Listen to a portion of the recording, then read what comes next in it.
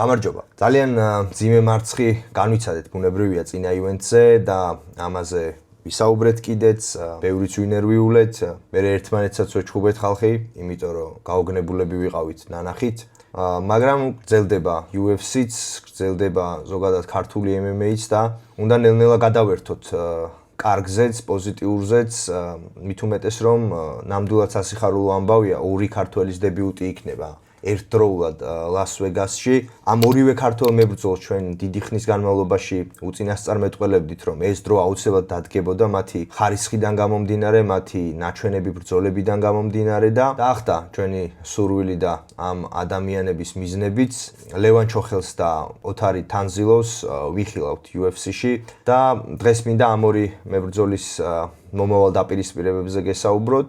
დავიწყოთ მოდი ოთარით, რადგან ის ხსნის ქართს და ოთარის მეტოქე იქნება შეინ კოლინზი.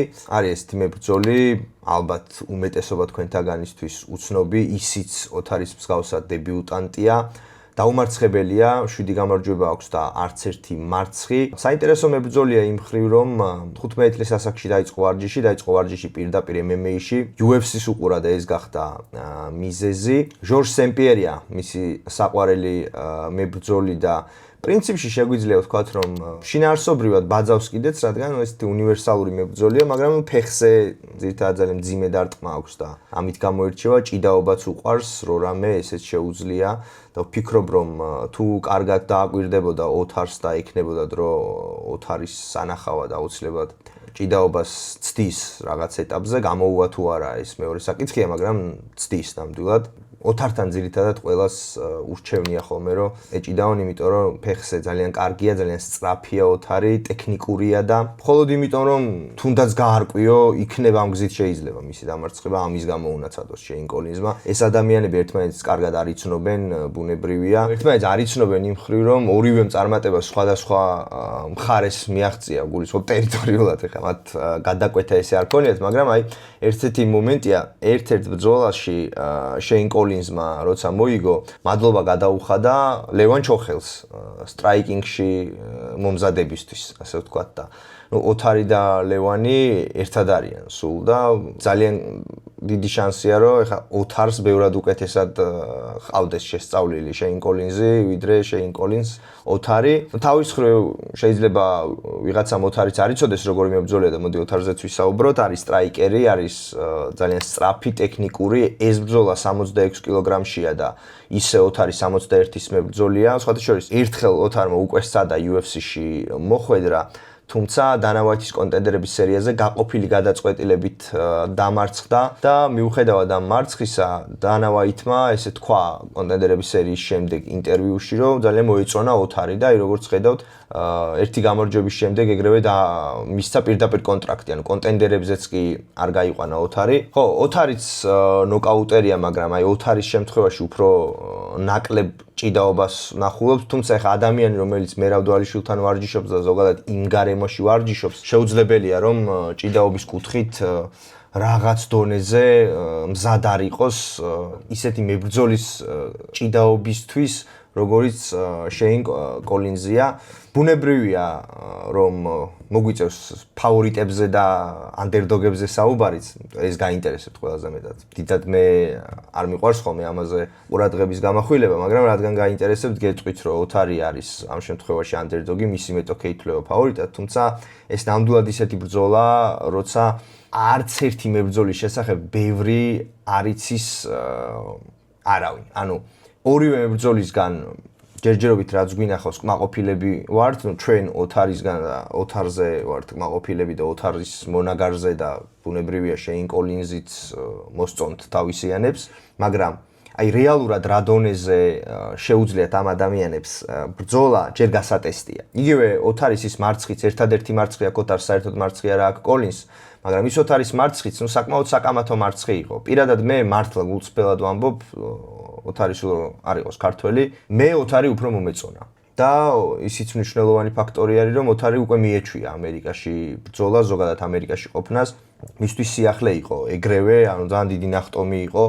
ოთარისთვის ეგრევე დანა ვაითის კონტენდერების სერია და სხვათა შორის დაუმარცხებელი მებრძოლი ყავდა მეტოქი. ამიტომ ფიქრობ რომ ჯერ აქ ამ ბრძოლაში ესე რთულია რომელიმე მებრძოლი ეს ცალსახა ფავორიტად დაასახელო, მაგრამ იცი რა ოთარის კლასიდან და უნარებიდან გამომდინარე რატომაც არა ჩვენ შეგვიძლია თამამად გვჯეროდეს ჩვენი მებრძოლის და უგულშემატკივროთ ოთარს ძალიან ნიჭიერია, ძალიან კარგ ადგილას არის ეს ბოლო პერიოდია, უშუალოდ მომზადების ხრივ, სად უნდა მოემზადო თუ არა მერაბის გვერდით, მით უმეტეს ესეთ კარგ დარბაზში, როგორშიც მერაბია და მოკლედ უსურვო წარმატებები ოთარს თავის სადებიუტო ბრძოლაში. მეორე მებრძოლი ქართველი ლევან ჩოხელია, როგორც გითხარით, ლევან ჩოხელი ყოფილი ბელატორის მებრძოლი, რომელსაც ბელატორში სხვათა შორის ერთი ძალიან სერიოზული ნოკაუტი აქვს აღებული, რომელიც წლის ნოკაუტადაც კი განიხილებოდა, ულამაზესი ნოკაუტი იყო საბაჰო მასის წინააღმდეგ. ისევე როგორც ოთარი ლევანის თავის დროზე ამერიკაში დაუმარცხებელი მოხვდა და ოთარმაც წააგო პირველი ბრძოლა და ლევანმაც ბელატორში, თუმცა ლევანმა მას შემდეგ ძალიან ბევრი რამე ისწავლა, იქ კაილ კრაჩმერს შეხვდა, ძალიან უხეშ მოჭიდავეს ხისტს. თან ამ მომენტისთვის ლევანი 77-ში ატარებს ამ ბრძოლას, თუმცა ლევანი ზოგადად 70-დან ამოდის. მაგრამ ხო, ვისაც გაქვთ ის ბრძოლა ნანახი ბელატორის ხარჯს მიმყავდა ის ბრძოლაც. ძალიან დიდი იყო კრაჩმერი, თან მოჭიდავე და იქ შანსი არ დაუტოვა ლევანს. ხო, ბევრიაც არაფერი არ გაუკეთებია კრაჩმერს, მაგრამ აი მოჭიდავეები როგორც იგებენ, მოკლედ ზემოდან ზედწოლით მოუგო 15 წუთიანი დაპირისპირება. მას შემდეგ ლევანს ძალიან კარგი ბრძოლები ჰქონდა. ეს კარგი ბრძოლები და ზოგადად კარგი ნაჩვენების შედეგი იმას ნიშნავს, რომ სწრაფად გიზრდიან მოკლედ მეტოქეების ხარისხს და შეხვდა ბელატორის ერთ-ერთი გამორჩეული მებრძოლი გოიტი იამაუჩი, რომელთანაც სხვა შორის ცუდად არ გამოიყურებოდა, მაგრამ დაუშვა შეცდომა გოიტი იამაუჩი არის ვირტუოზი საბმიშენების ოსტატი და არმბარზე ხელი ჩაუტოვა იამაუჩის და მან იცის რა უნდა გააკეთოს იდეალურად წინვალედ და საბმიშენზე დაიჭირა ლევანი. და გოიტი იამაუჩისთან ბრძოლის შემდეგ ლევანმა გამოაცხო სამმოგებიანი სერია. ეს ის სერია, რომელიც აი ჩემს მიერ ნახსენები საბაჰო მასისთან ნოკაუტით დასრულდა და მერე იყო ლორენს ლარკინი, ძალიან პოპულარული და ესეთი ცნობილი სახელოვანი მებრძოლი, რომელიც ახლა კი 77-ში შეხვდა ლევანს, მაგრამ ძალიან დიდი წონებიდან მოდიოდა ქვემოთ და უმძიმესი დარტყმა ჰქონდა. ლევანი მაგ ბრძოლაშიც კარგად გამოიყურებოდა, თუმცა მანდაც შეცდომა დაუშვა, უხეში შეცდომა. გაუჩერდა მოკრივეს ლორენს ლარკინს წინ და მოახერხა ლარკინმა დარტყმას დაჭერა.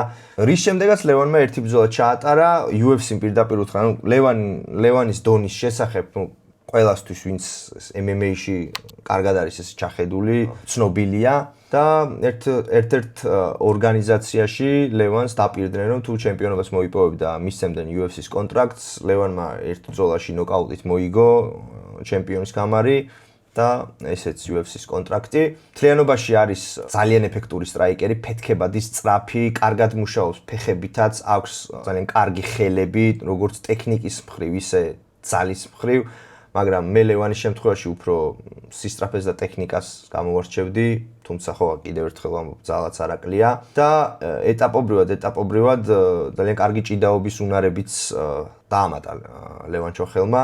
ვერ ვიტყვი რა ხა დიდად ჭიდაობას გვაჩვენებს ხოლმე, იმიტომ რომ არ ჭირდება როგორც წესი. მაგრამ ხო, როცა დაჭირებია ბრძოლებში, უჩვენებია და მოუგია კიდეც ასე ბრძოლები, აი რომან ფარალდო იყო ესეთი მებრძოლი, რომელთანაც თუ არ მეშლება ფარალდოსთან იყო იქ რაღაცა მომენტები, ვერ ვიხსენებ ლომბარდო იყო თუ ფარალდო.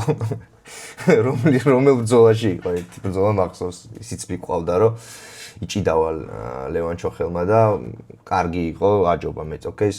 ზოგადად ესეთი ნიჭიერი მებრძოლი, ხა ეს ორივე მებრძოლი, ერთი 28 წლის არის, მეორე 29 წლის, ოთარი 28 წლის, ლევანი 29 წლის და ამასობაში უკვე საკმაოდ გამოცდილი მებრძოლებიც არიან და ფიქრობ ძალიან კარგ ასაკში და კარიერის კარგ ეტაპზე უერთდებიან UFC-ს, როცა უკვე წაგების გემოც გაიგეს, რაღაც თავისი შეცდომები დაინახეს, ბევრიც იმუშავეს და ყველაზე კარგ ეტაპზე, ასე ვთქვათ, გამენ ამ ნაბიჯს წინ, უერთდებიან ორგანიზაციას და ამბიციებიც ბუნებრივია უფრო მეტი აქვთ, ვიდრე მაშინ, როცა ისინი პირველად ჩამოვიდნენ ამერიკაში და ძალიან ბევრი რამ მათთვის იყო ახალი, უჩვეულო. ანუ ადაპტაცია ახლა გაცილებით მარტივია და თავისი შესაძლებლობის მაქსიმალურად ჩვენება, ვიდრე ხო ეს შეიძლება წლების წინ ყოფილიყო. ახლა ვინ არის ლევანის მეტოქე? ლევანის მეტოქე არის ლეონ შაჰბაზიანი, მისი ძმა ედმენ შაჰბაზიანი, ჩვენ დარწმუნებული ვარ უმეტესობა თქვენგანმა ძალიან კარგად იცით, ბოლო ბრძოლაშიც ბრენდონ ალენთან დამარცხდა გადაწყვეტილებით. ძალიან ეფექტური სტრაიკერი. აქ თემა ისაა, რომ მისი ძმა აბსოლუტურად განსხვავებულია მისგან. ლეონ შაჰბაზიანი არის გრეპლერი, ჯიცერი, დიდად ჭიდაობის უნარებიც ესე განსაკუთრებული ნამდვილად არა აქვს ლეონ შაჰბაზიანს. მაგრამ არის ძალიან მაღალი. მეტრი და 93 სანტიმეტრია მისი სიმაღლე. ძალიან კარგი საბმიშენების უნარები აქვს ლეონს. 12 გამარჯვებიდან 11-ია საბმიშენი. სხვა შორის ის ერთი ნოკაუტი არის, 100%-იანი ფინიშერია. და ზოგადად ამ მებრძოლს რო კონტრაქტს უფორმებენ და გაუფორმეს ერთ-ერთი თავი მიზეზი არის ის რომ წაგების მხრივაც 4-ვე ფინიშით აქვს წაგებული და 4-ვე ნოკაუტი. ანუ ლეონ შაჰბაზიანის ბრძოლები იგებს, აგებს თუ რა შვება არის საინტერესო სანახავი. ლამაზი ჩხუბები აქვს მოკლედ ლეონ შაჰბაზიანს, ეფექტური ჩხუბები აქვს და მით უმეტეს ხა მისი ძმაც რომ UFC-ს მებრძოლი ამდენი წელია და თან ესეთი ტალანტად ითვლებოდა ედმენ შაჰბაზიანი მთელი თავისი კარიერა. ლეონსაც მისცეს შანსი. რაც შეეხება ეხა უშუალოდ ამ ბრძოლას, მე ვფიქრობ, რომ ლევან ჩოხელი ფავორიტია ისედაც. ანუ ბუკმეიკერების აზრითაც ფავორიტია და უნდა იყოს კიდეც ლევან ჩოხელი ფავორიტი. ერთი იმიტომ, რომ ლევან ჩოხელის სტრაიკინგი არის გაცილებით უფრო უკეთესი, ვიდრე ლეონ შაჰბაზიანი. აი გაცილებით უფრო უკეთესი. მაღალი რომ არის, შეიძლება ეხა ვიღაცას შეეშინდეს, მაგრამ იმ ხელა სხვაობა არის წესით და რიგით, აი წესით და რიგით კლასში, როგორც სტრაიკერებს შორის. წაქცევის ხრივ მე პირადად ეს ჩემი აზრია, თუ მინდათ ბურთი მრგვალიას ვიტყვი ხოლმე, აქ შემდეგში ესე დრო შევინახავ ბურთი მრგვალიას ვიტყვი ხოლმე. მოკლედ ბურთი კი მრგვალია, მაგრამ გონია რომ ლეონ შაჰბაზიანს მაგრად უნდა გაუჭირდეს ლევან ჩოხელის წაქცევა. თუ წაქცია და ეხა ჯიუჯიტსუს ეპიზოდები თუ მივიღეთ, მე ნამდვილად საშიშია ლეონ შაჰბაზიანი.